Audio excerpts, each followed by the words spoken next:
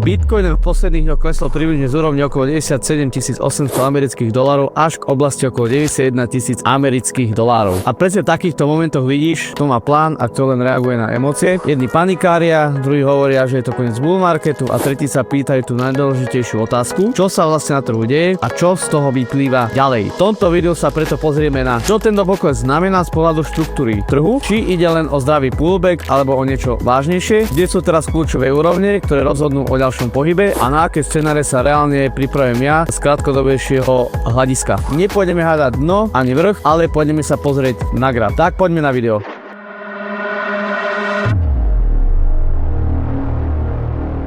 Treba si uvedomiť jednu vec. Pokles o pár tisíc dolárov na Bitcoine nie je nič výnimočné, hlavne ak sa bavíme o pohyboch z takýchto úrovní. Problém je, že väčšina ľudí sleduje len cenu, nesleduje ale kontext celého trhu. Vidí červené sviečky a automaticky prepne do módu strach. Ale trh nefunguje tak, že ide len rovno hore. Aj v silných trendoch sú pullbacky, likvidita, výbery pozícií, testovanie supportov a tak ďalej. A presne preto dnes nebudeme riešiť titulky typu crash alebo koniec bull marketu a tak ďalej. Budeme riešiť štruktúru, likviditu a reakcie ceny a pozrieme sa na to na tom grafe. Ale najprv si musím dať kontext. Odkiaľ prišiel pohyb? BTC prišiel z relatívne silného rastu. Oblasť okolo 97 až 98 tisíc bola zóna, kde bolo veľa likvidity, veľa long pozícií a samozrejme ako vždycky tam bolo očividné FOMO, takzvané fear of missing out, strach z toho, že zmeškam nejakú príležitosť. Takéto miesta zvyčajne trh miluje veľmi rád vyčistiť. Čo tento pokles zatiaľ je? Zatiaľ ide o pullback v rámci vyššieho timeframeu. Nevidíme zatiaľ jasné zlomenie jednej štruktúry, potvrdený prechod do downtrendu. Dôležité slovo je zatiaľ. A poďme na graf. Otvorili sme si BTC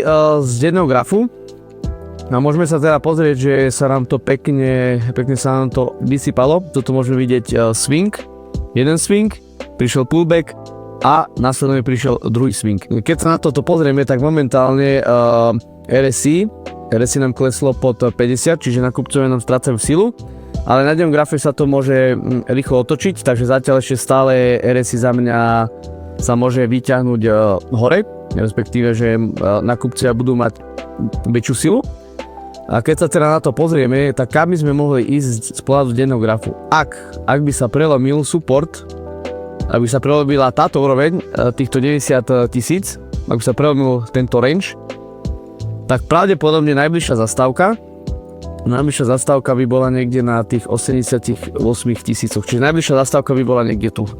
Ak by sa nedodržal ani tento support, tak kľudne by sme mohli ísť na tých 87,5 tisíca amerického dolára a takzvané by sa vyplnil aj gap, ktorý je na CMčku a ten CM gap je niekde na 88 200 tuším.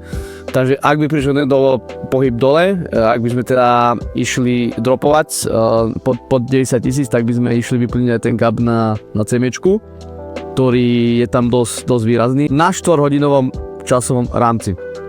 Keď si to pozrieme z bližšieho hľadiska, ja ale očakávam, že príde nejaký pullback a ja si myslím, že ešte sme to celé neotestovali, lebo ani sme sa nedotkli tejto úrovne, ktorú tu mám vyznačenú a ja som reálne čakal, že budeme testovať tých 98 až 99k, prípadne ešte túto úroveň. Táto úroveň by bola veľmi zaujímavá, keď sme sa dostali aj sem, ale tu si myslím, že tu je veľká psychologická úroveň a myslím si, že na tejto úrovni by prišiel veľký prepad, takže ak sa dostaneme na túto úroveň, tak určite budeme hľadať vstupy do shortu, keďže nemyslím si, že by sme chceli prekonať túto úroveň. A ak by sme dokázali prekonať túto čiaru, kde vidíme túto čiaru bull confirmed, tak si myslím, že by sme mohli byť teoreticky ešte v bull markete a žiadny bear market sa nekoná. Ja momentálne hľadám vstupy do longu. Stop loss niekde pod 90k, keďže ak prerazíme ten support, tak reálne si myslím, že pôjdeme proste nižšie. A momentálne take profity by som hľadal niekde na úrovni 95 tisíc amerického dolára, kde vlastne môžeme vidieť, kde tu boli veľmi zaujímavé objemy. Prípadne sa ešte môže stať, že aj keď túto vybereme profity, tak je dosť pravdepodobné, že tá cena môže ísť vyššie, môže chcieť ísť testovať túto úroveň a prípadne až sem, ale skôr si myslím, že tých 98,5 až 91. Nemyslím si, že budeme atakovať stoka, ale aj tento scenár je možný a mám ho v hlave. Takže ja som vstúpal do longu, stop loss pod 90 tisíc, čiže nejaké 89 700, čiže niekde na tejto úrovni a take profit kľudne 95k, čiže ak vstupujeme teraz napríklad, tak to máme risk reward ratio Čiže to máme niekde tu. A profit, jak som hovoril, tých 95. Môžeme to aj plus minus takto nejako, hej, tak je to risk ratio 3,25. Není to úplne najideálnejšie risk ratio, ale stále je to swingový obchod, takže na swing je to úplná pohodička, si myslím.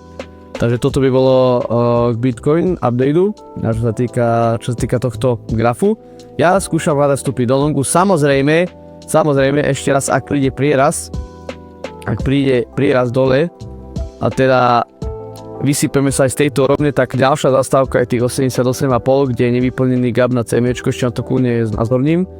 Čiže dáme si BTC 1, to je tento graf.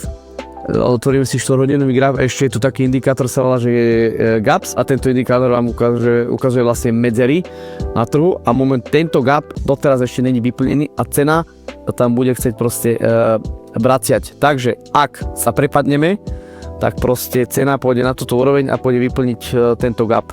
Potom budeme sledovať, čo sa bude diať s trhom ďalej, ale ja hľadám setup do longu, myslím si, že toto bolo bububu, ale samozrejme sa môže myliť a ak sa mýlim, tak sa prepadneme, pôjdeme pod 90 a ďalšia zastávka bude tých 88,5, 88,200 amerického dolára, môže byť cel, prípadne až 87k, čo je táto nižšia úroveň. Takže buďte opatrní a hlavne si dávajte na trhu pozor, keďže trh je veľmi volatilný a bývajú tam momentálne teraz veľké pohyby, ako vidíme. Tak 2 dní po sebe prišli takéto dve veľké červené sviečky. Nečudoval by som sa, keby prišla takáto zelená teraz.